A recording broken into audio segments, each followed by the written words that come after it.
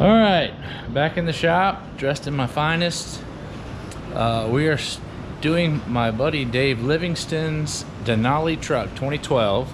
It was basically hit exactly the same way as Corey's Denali, where it tweaked the frame and pushed the tire back. So instead of filming all of the exact same thing, disassembling again, I fast forwarded and got the front clip stripped off. And you can see I'm wearing my finest clothes because it's such a nice clean job.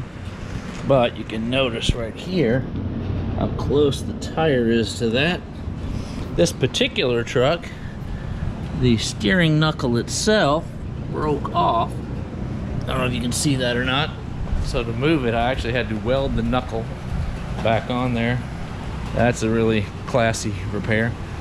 But you can see here, that's how much gap is supposed to be there. So obviously the frame ended up being damaged, which was unfortunate. We were hoping it wasn't. But here's the replacement frame. Because we're putting a new frame on it and it's four-wheel drive, we are lifting it 6 inches. I mean, you might as well. We're doing all this work. So that's what we're doing. Frame swap on a 2012 Denali. Fun, fun, fun. Woo! Operation frame swap. Here we are. Obviously, I showed up and did all the work. But, yeah. You got it off. So here we go. New frame over there, painted, ready to rock.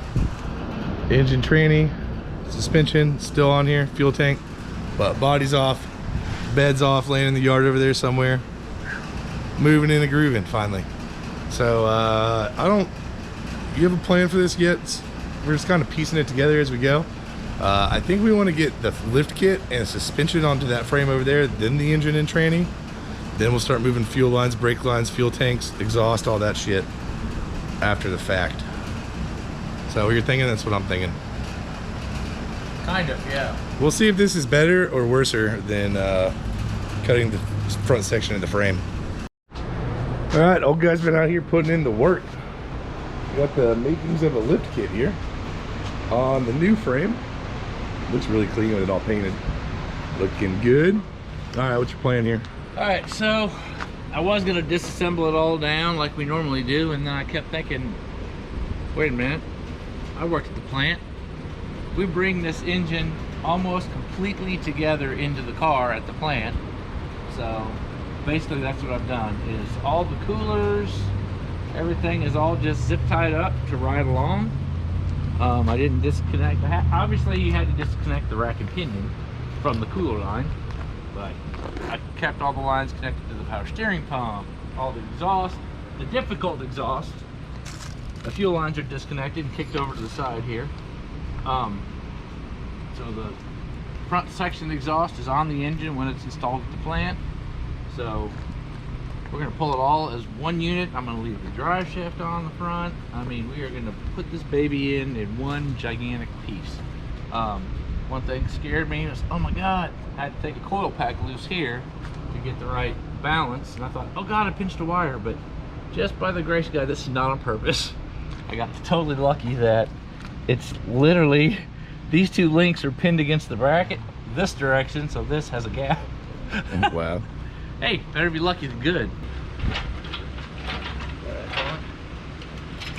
That's probably good right there. All right, we're out as one unit. I love it. We got a rolling chassis here. Let's see. So you see the front end's on, lift kit's all in. It was pretty straightforward. We hit a couple of small walls. Missed the dust shield trimming in the instructions, so I had to figure that out to fit the caliper bracket. Notice got full length struts in, no spacers anywhere on this puppy. But yeah, this is going a lot smoother than I thought it would. It's pretty much that guy over there. That's why you can see the giant mess on the ground. But yeah, we're gonna go ahead and stab this engine now. Half of it's fluids, half of it's sweat. The other way. Shane, what's the problem we're having? Bad foresight. So in Texas, where it gets 114 degrees outside, this giant weight on these little tiny tires sinks into the asphalt and gets stuck there. 1, 2.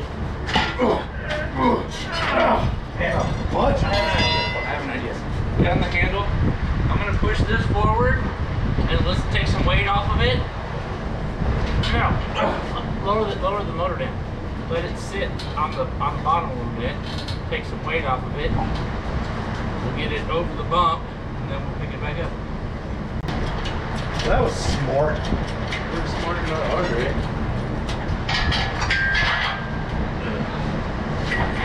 What do you know? It just fucking rolls. Yeah. Don't need to stop. Look at that, like a glove. Sheesh, that went quick. All right, exhaust is in, engine's all bolted up, mounted, everything's plugged in. Time to put the cab back onto the chassis here. So, what have you devised over here? This is going to be interesting. Figure out a way to steer it. Basically custom made his own steering wheel here. And yeah, we're gonna push this puppy out there and hope the gravity doesn't take over too much. I'm gonna hang on to this rear bumper and try and stop it.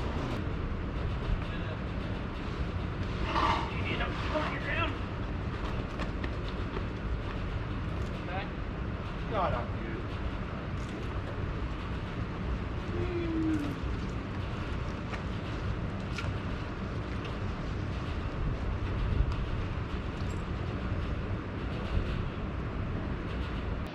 Woo-hoo-wee. All right, status update. Here's the Dave Sierra. Lift is on, frame is swapped. It actually went pretty smooth. Bed is on, cab is on. So now we're back here to this front end with a straight frame now.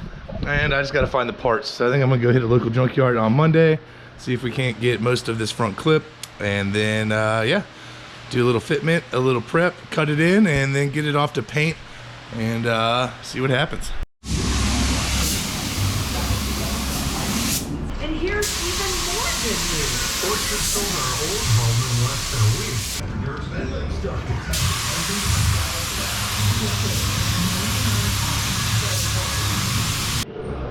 All right, Dave's tires and wheels finally showed up. These are the slick GMs he picked out. But now we're kind of concerned about these 35s, thinking we may need to upsize one. So let's see how these look. All right, it actually doesn't look bad at all. I think the lift will throw you for a loop on that stuff. 35s it is. We got some front end to put on. Seatbelt should be here in the next couple days. This thing leaves this week, I hope. And we got a custom front bumper coming for it as well. So the owner wanted to, Dave, put a winch in. So the winch access holes are in the top of the bumper. So with the winch access holes being the top of the bumper, this filler, you can see, would have stuck out enough to completely cover the holes.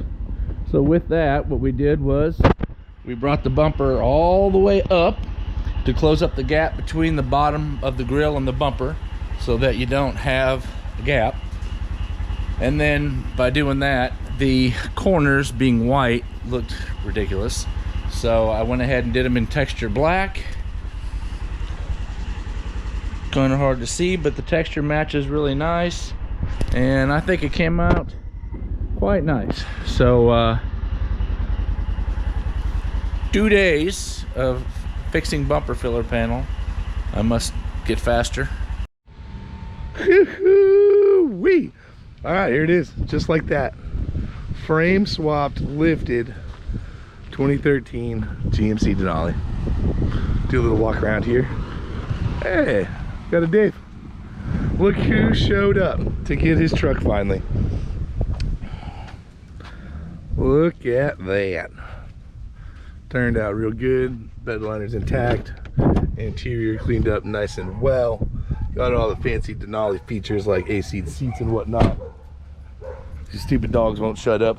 But yeah, we got the nice painted frame rail. We got the 6-inch suspension hitch. We got the 35s on it. Got the aftermarket bumper.